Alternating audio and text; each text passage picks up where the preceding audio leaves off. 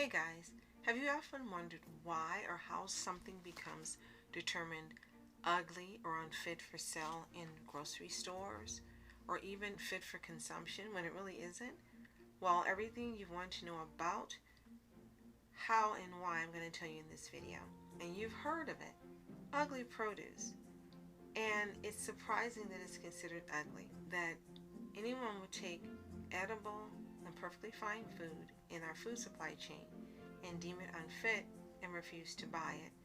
And if not for some companies that are selling them still, or for stores that sell them in bargain bins, this food would go to waste and be thrown away, which is a perfectly unnecessary path this food needs to travel. So I'm going to give you some examples of some great finds that you can get in your store that are still perfectly fine to eat but have been deemed so-called ugly or not fit for sale. 1. They have superficial blemishes. Sometimes you'll see striations on apples, or you'll see mottling, and the grocery store has decided they're basically not worth selling, or even want to give them to customers. Well, it's funny how in our world appearance seems to be the number one culprit. Those who run the supermarkets are judging on appearance, not on whether the food is safe or not, or is use, or has even begun to rot. Each piece of produce that's grown or imported to the United States has a grading guide. Some are in excess of 30 pages, and it lists out every possible scar, dimple, or other surface flaw that might make a grocer reject it. But isn't it fortunate that we all know that beauty is skin deep? So you've also seen this type of scarring on other produce and vegetables like avocados. Inside, the avocado is perfectly beautiful and green and healthy to eat. You peel back that skin and you'll find the rough patch was limited to the surface of the skin, with nothing wrong with it. When you see these items in the store, jump on them. They are perfectly fine to eat, and it'll save your pocketbook some as well. Sometimes they're deemed too small. So when you see little small squashes or little apples and onions and other cute little chibi fruits and vegetables, it's fair to assume that the grocery store overlooked them, didn't catch them, and now they want them either to be thrown out or moved quickly so that it doesn't interfere with the appearance of their other produce. Now, I've learned that part of this has to do with consumer bias in the supersize me culture, and when we see something small on grocery shelves, sometimes we perceive that we're not getting good value, especially with the prices we're paying now. But these smaller sizes are great for snacking and also for helping to control your portions if that's what you're doing at this time without thinking about it hard. And a bonus, when you have organic produce that's small, you don't even need to be peeled, so you're getting more nutrition for your money. And those smaller items tend to be sweeter and more flavorful than their bigger cousins. So don't look over those small sizes. Take advantage of them for those benefits. And the opposite is they were just too big. Now imagine that. Jumbo-sized garlic, jumbo-sized squash, and apples, bananas, and so much other food is deemed unsellable by supermarkets and grocery stores, and they're rejected by their suppliers. And if they make it into the stores, then the prices are marked even higher.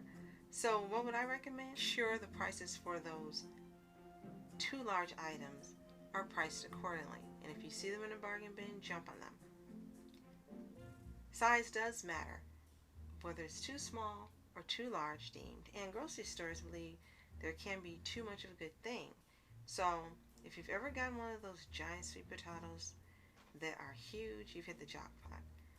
You can take that one potato, feed your entire family, make a pie, make a ton of fries. There's so much that you can do with it. As long as it's delicious and healthy on the inside, give it a try. Another reason some produce is deemed ugly produce is it's misshapen. And you see this happening a lot with carrots and cucumbers. Sometimes they're bent, crooked, they have scarring, they have blemishes. But carrots and curvy cucumbers still make wonderful salads and are great for juicing. Even if grocers don't want them, you still can use them, even if they're not shapely enough. That's called an aesthetic and wanting to look pretty. Now, if you're taking pictures on Instagram or showing your food, well, I can understand why that would be the case. But if you're just eating your food at home and feeding yourself and your family, it's not about the shape that's the issue. And it's not about a lack of uniformity. What it's about is getting the most for your family and spending your dollars wisely. Remember, for grocers, it may be difficult to sort and pack these items and get them sold to stores, but when they do, it's great for you. Because if there's something that's unappealing to you, you can cut it off.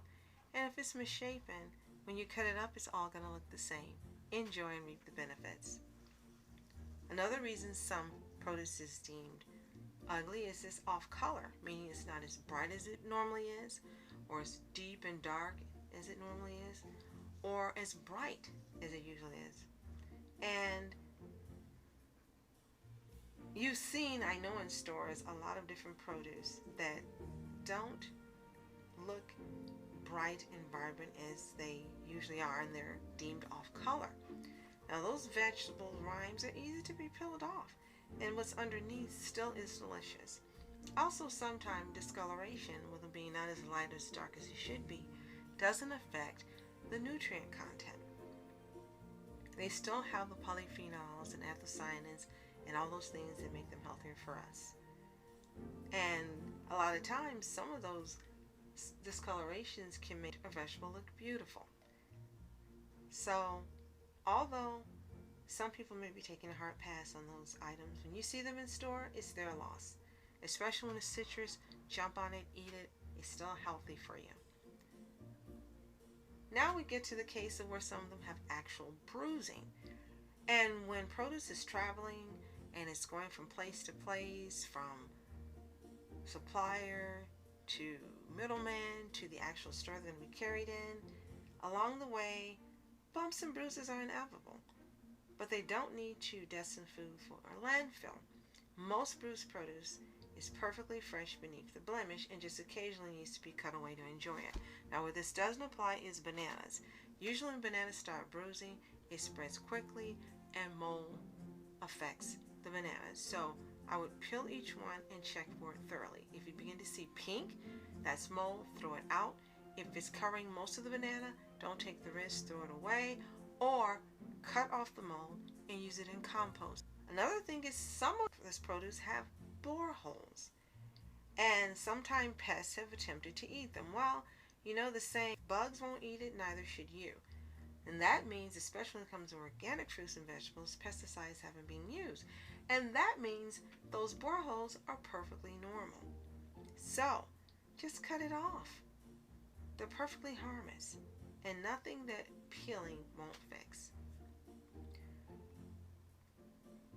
And last but not least, sometimes there's simply an excess of the particular type of produce. And you've probably seen this in stores where they have a huge abundance, cases and cases of foods that are on sale because they've been given a good deal.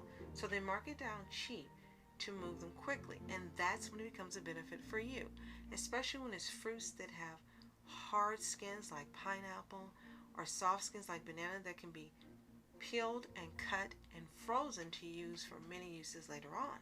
It's just a product of human error.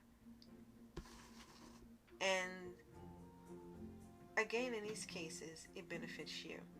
Now, also keep in mind that sometimes a farmer experiences a bumper crop and their supply simply outpaces the demand.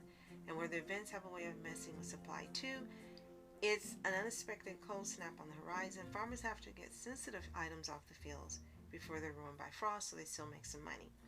Now, lastly, recalls also throw problems into this food system. Now, when one individual farm or supplier's crop is identified as unsafe, it makes consumers understandably nervous about buying that type of produce, even if the same item is safely obtained from the other side of the country or out of the country. So when recalls hit, make sure you carefully check the information to know the brand and item numbers and what specifically is unsafe, so that you don't pass up on eating things that will be safe for you. Has this video been helpful for you?